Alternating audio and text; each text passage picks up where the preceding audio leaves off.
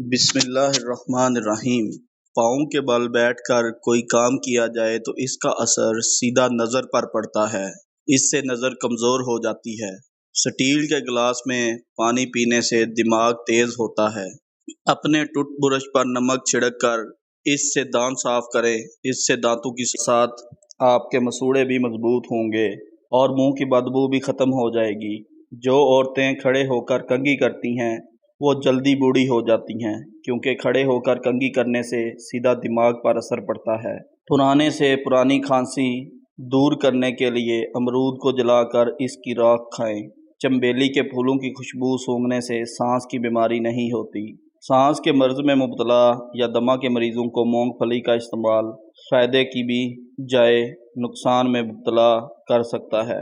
حمل والی عورتیں کھانے میں زیادہ سے زیادہ کدو کا استعمال کیا کریں، اس سے پیدا ہونے والا بچہ ذہین ہوگا۔ ایک تحقیق میں یہ بات سامنے آئی ہے کہ جو مرد ہفتے میں 2 بار مباشرت کرتے ہیں، ان میں ہارٹ اٹیک کا خطرہ ان مردوں کی نسبت بہت کم ہوتا ہے جو مہینے میں 1 بار ہم بستری کرتے ہیں۔ اگر ماہواری کے دنوں میں پیٹ اور ٹانگوں میں درد ہے تو نیم کے پتے اور ادرک کا رس ملا کر پینے سے درد میں فوری آرام آ جاتا ہے۔ جامن کی گٹھلی کو جلا کر اس کی راکھ آنکھوں میں ڈالنے سے آنکھوں کی نظر تیز ہو جاتی ہے۔ نمک کے مساج سے سکن اندر تک صاف ہو جاتی ہے، جلد کی بے رونقی ختم ہو جاتی ہے اور جلد نرم اور ملائم حسین ہو جاتی ہے۔